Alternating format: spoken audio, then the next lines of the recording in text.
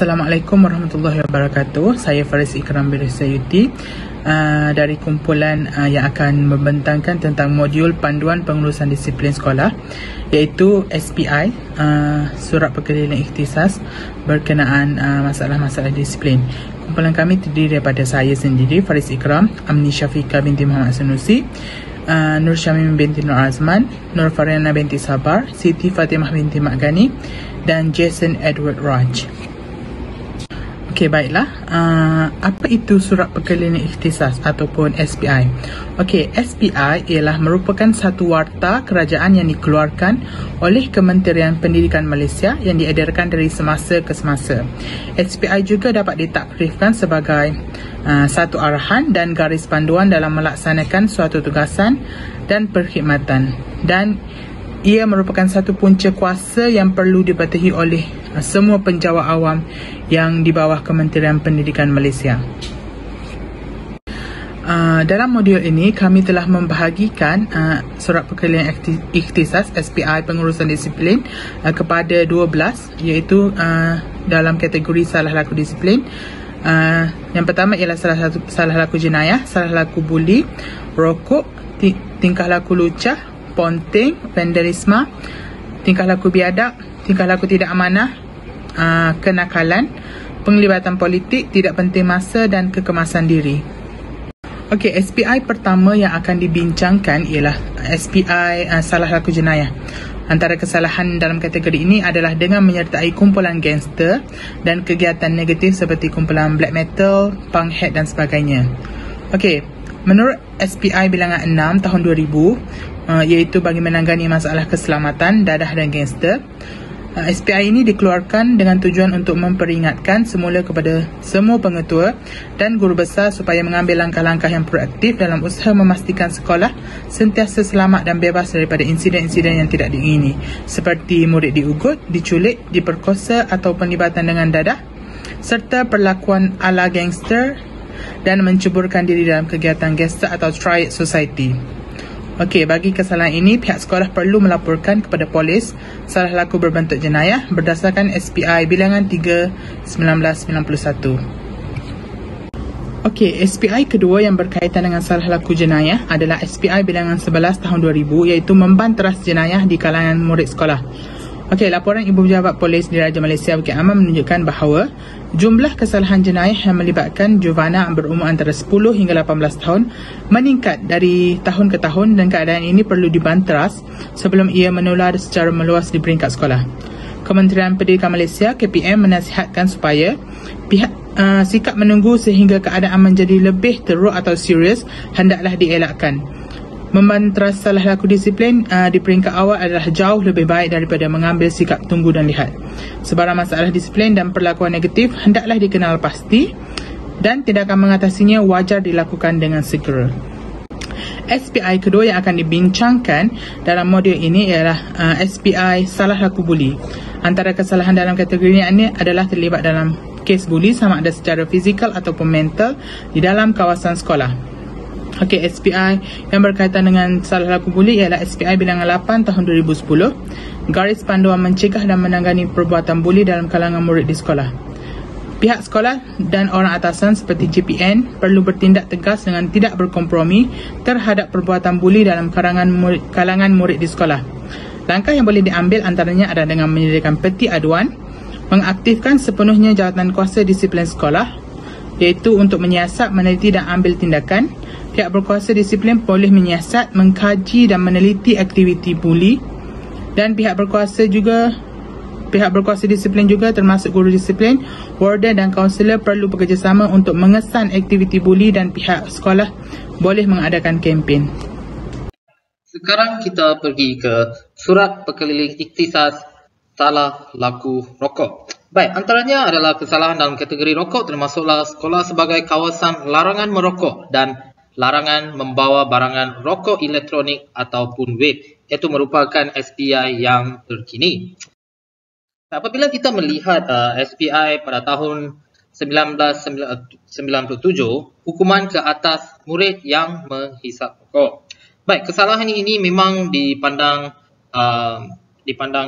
sebagai kesalahan yang berat yang mampu membawa hukuman rotan. Oleh itu, terdapat 3 kali hukuman rotan. Kali keempat adalah gantung persekolahan, diikuti kali kelima iaitu membuang sekolah. Seterusnya, pada tahun tersebut, sekolah dikenali sebagai kawasan larangan merokok.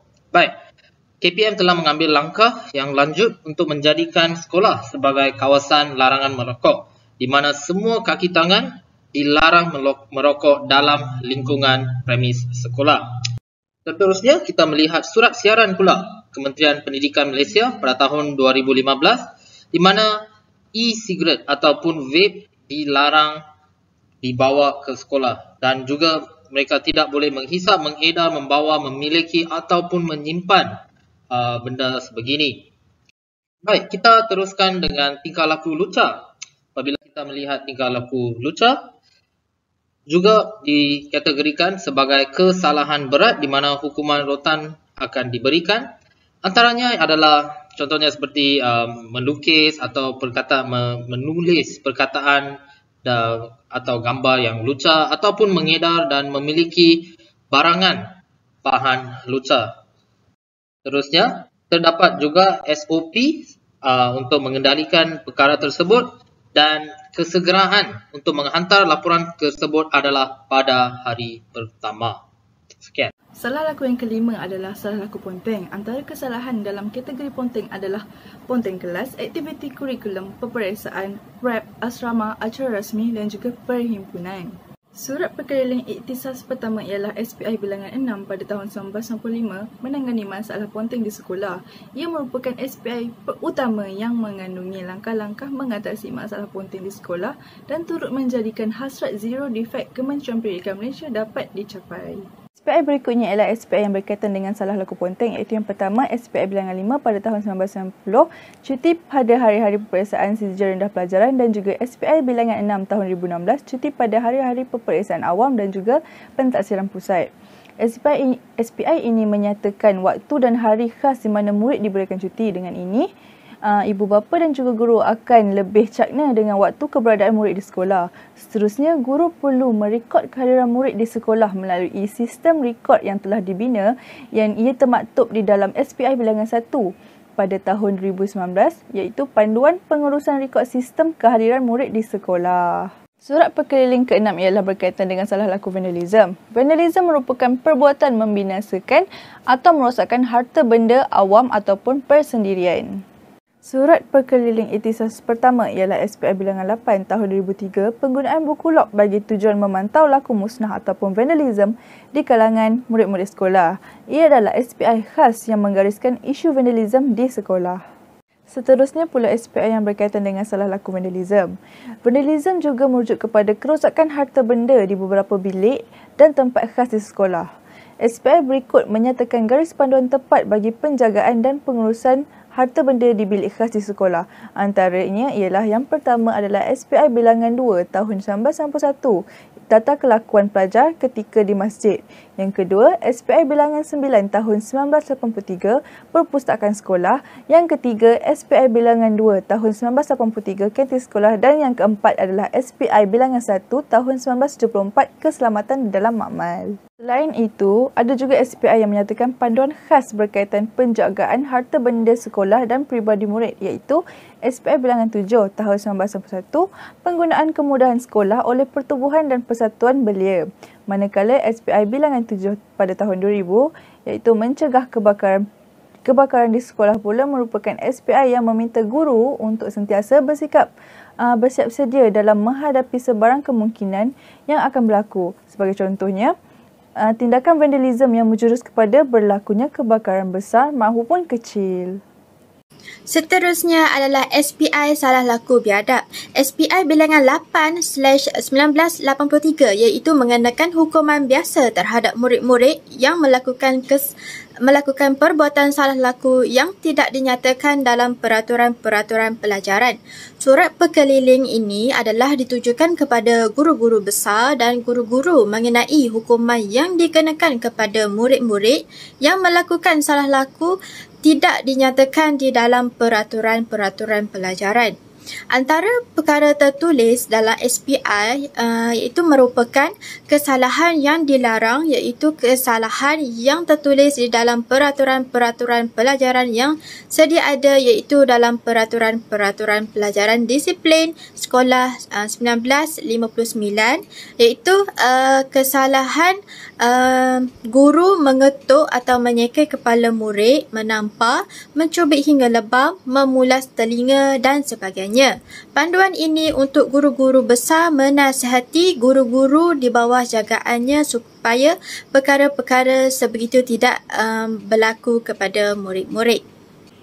Seterusnya adalah SPI tingkah laku tidak amanah. SPI bilangan 17/1998 iaitu memasukkan elemen mencegah rasuah dalam kurikulum sekolah dan institusi pengajian tinggi. Pihak sekolah dan orang atasan seperti JPN perlu bertindak tegas dengan tidak berkompromi terhadap tingkah laku tidak amanah dan langkah mencegah rasuah dalam kurikulum di sekolah. Okey, antara langkah yang boleh diambil ialah dengan memperkukuhkan penerapan nilai-nilai murni merentas kurikulum melalui pengajaran dan pembelajaran setiap mata pelajaran, memperkemas dan memperkukuhkan mata pelajaran pendidikan Islam dan pendidikan moral, memasukkan tajuk-tajuk khusus mengenai keburukan rasuah dalam mata pelajaran bahasa Melayu iaitu di peringkat menengah atas. Seterusnya, memperkukuhkan penanaman nilai-nilai murni dan pencegahan sebaran salah laku melalui kegiatan co-kurikulum dan menentukan setiap guru di sekolah menjadi role model yang baik dan segi amalan serta tingkah laku untuk dicontohi oleh murid.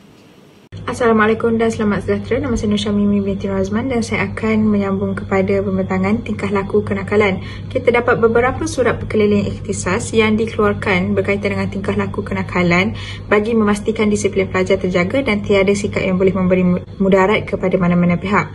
Surat perkeliling ikhtisas yang pertama ialah bilangan 1/1972 yang menekankan peraturan atau tata tertib sekolah pelajaran 1959, terutamanya peraturan 5 di mana guru besar diberi kuasa untuk mengenakan hukuman dengan syarat-syarat tertentu seperti yang kita dapat lihat di sini, dan juga adalah surat perkeliling ikhtisas bilangan 6/1983. Surat perkeliling ikhtisas ini dikeluarkan bagi larangan bermain bahan-bahan letupan serta peringatan kepada pihak sekolah tentang bahayanya penggunaan bahan letupan, dan juga terdapat beberapa langkah untuk mengisahkan murid-murid. Terdapat beberapa tindakan yang boleh dilakukan pihak sekolah seperti yang telah tersenarai di sini. Dan juga yang ketiga adalah surat perkeliling ikhtisas bilangan 6/1999 dan juga surat perkeliling ikhtisas bilangan 6/2001. Okey, seterusnya kita akan melihat kepada surat perkeliling ikhtisas yang dikeluarkan bagi penglibatan politik. Surat perkeliling ikhtisas telah dikeluarkan untuk memastikan tiada pegawai perkhidmatan pendidikan, staf pelajar yang terlibat dengan pelibatan politik terutamanya dalam anti kerajaan. Yang pertama adalah surat perkeliling ikhtisas bilangan 5/1999. Surat perkeliling ikhtisas ini dikeluarkan sebagai larangan terhadap penglibatan mereka yang tersebut ke dalam kegiatan politik anti kerajaan kerana terdapat aduan yang telah diterima Kementerian Pendidikan Malaysia tentang penglibatan mereka-mereka ini yang tidak sepatutnya dalam politik anti kerajaan seperti penghimpunan haram, tunjuk perasaan dan sebagainya.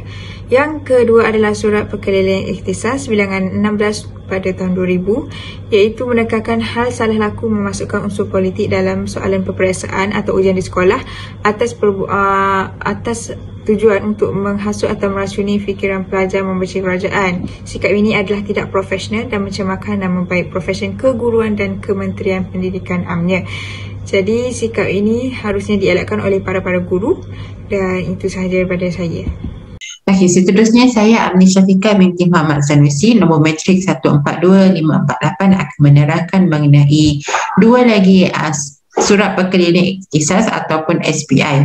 Iaitu SPI yang saya akan terangkan yang pertama ialah SPI tidak pentingkan masa, yang mana menerangkan bahawa untuk mengingatkan guru dan pelajar mengenai kepentingan mengikuti masa yang telah ditetapkan, seperti guru besar memainkan peranan penting dalam memastikan guru dan pelajar sedar akan kepentingan menepati masa.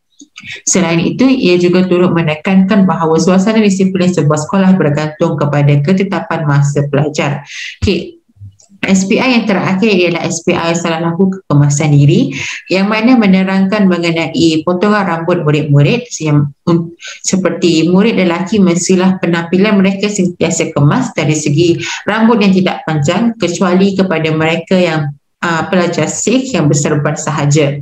Bagi murid perempuan pula, mereka tidak dibenarkan untuk memiliki rambut melebihi paras bahu, kecuali mereka mengikat rambut mereka secara bertoncang ataupun ponytail. Seterusnya, SPI yang dikeluarkan juga adalah mengenai pakaian murid-murid perempuan di sekolah menengah, yang mana menjelaskan kekeliruan yang berlaku mengenai pakaian seragam pelajar perempuan di sekolah menengah. Seterusnya ialah mengenai SPI berkenaan pemakaian tudung mini atau telekung mini bagi pelajar perempuan, di mana Kementerian Pendidikan Malaysia melarang mana-mana pihak menggunakan sebarang paksaan ataupun tekanan kepada pelajar perempuan supaya memakai tudung. Pada tahun 1993, SPI dikeluarkan untuk menekankan isu paksaan dan tekanan kepada murid-murid supaya memakai pakaian seragam sekolah selain daripada telah ditetapkan. Dan bagi tahun 1996, SPI berkenai penampilan diri pelajar dan kekemasan dan kerapian berpakaian dikeluarkan bertujuan untuk menegur sebilangan pelajar yang tidak menampilkan kekemasan diri. Pada tahun 2014, terdapat SPI yang dikeluarkan mengenai etika pemakaian pelajar tingkatan 6, di mana mereka dibenarkan untuk memakai kemeja lengan panjang ataupun lengan pendek bagi murid lelaki, dan bagi murid perempuan mereka dibenarkan untuk memakai baju kurung ataupun blouse sebagaimana yang telah ditunjukkan oleh gambar rajah di sebelah ini. Seterusnya pada tahun 2018 ialah SPI yang dikeluarkan untuk memaklumkan mengenai perubahan pemakaian kasut dan stoking kepada berwarna hitam oleh murid sekolah di Kementerian Pendidikan Malaysia. Begitu juga pada tahun 2020, di mana ia memaklumkan mengenai penguatkuasaan pemakaian kasut dan stoking berwarna hitam oleh murid-murid di sekolah Kementerian Pendidikan Malaysia. Namun terdapat sedikit perubahan, iaitu isi kandungan utama ialah murid dibenarkan sama ada untuk kekal memakai kasut berwarna hitam ataupun kekal memakai kasut berwarna putih, dan stoking mestilah mengikut warna yang sama dengan kasut. Seterusnya bagi kesimpulan yang kami dapat daripada tugasan ini ialah guru besar dan pengetua mestilah peka dengan segala edaran yang diberikan oleh Kementerian Pelajaran Malaysia, dan SPI juga merangkumi daripada segala aspek sebagai panduan untuk mengenakan kesalahan tingkah laku, etika pemakaian pelajar, penggunaan alatan tertentu dan larangan atas dasar yang akan membahayakan pelajar. Maka sekian sahaja daripada kami. Terima kasih.